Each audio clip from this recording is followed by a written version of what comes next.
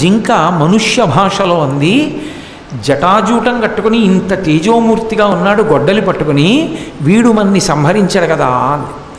రెండవ జింక అంది, ఆయన మన జోలికి రాడు, ఆయన పరశురాముడు మహాతేజోమూర్తి, ఆయన మన పక్కనంత ఉన్నంతకాలం మనని ఎవరూ చెనకరు, కానీ ఆయనకు కోరికుంది విష్ణు దర్శనం చెయ్యాలని కృష్ణుడిగా, కానీ ఆయనకి తెలియదు ఆయన ఉపాసనా బలానికి ఆయనకి కృష్ణ దర్శనం అవ్వదు. ఆయనకి కృష్ణ దర్శనం అవ్వాలంటే ఈయన అగస్త్యాశ్రమానికి వెళ్ళి అగస్త్యాశ్రమంలో ఉన్న మునుల దగ్గర కృష్ణ స్తోత్రాన్ని ఉపదేశం పొంది జపం చేస్తే కృష్ణ దర్శనం అవుతుంది అని ఆయన తెల్లబోయాడు. ఇదేమిరా, రెండు జింకలు మనుష్య భాషలో మాట్లాడుకుంటూ నా గురించి చెప్తున్నాయని ఆ జింకను అడిగాడు. నీకెలా తెలుసు నా గురించి, నువ్వు ఎలా చెప్పగలిగావని అడిగాడు. అప్పుడు ఆ జింక మళ్ళీ తన పూర్వజన్మ వృత్తాంతం చెప్పింది. నేను ఒకానొకప్పుడు సుశర్మ అని పేరు కలిగినటువంటి బ్రాహ్మణుణ్ణి.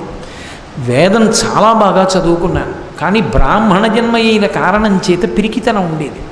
ఒకనాడు దర్భలు పట్టుకుని ఇంటికి వెళ్ళడంలో దారి తప్పాను, చీకటి పడిపోయింది, క్రూర మృగాలు రావు కదా అని భయపడుతూ దర్భలు పట్టుకుని వెడుతున్నాను. ఇంతలో ఎక్కడి నుంచో ఒక పెద్ద పులి ఒక జింకని తరివి నోట కరిచి పట్టుకుని పరిగెత్తింది. ఆ కంఠాన్ని పట్టుకుని పరిగెడుతున్నటువంటి పెద్ద పులిని చూశాను. అదే నా మనసులో ఉండిపోయింది.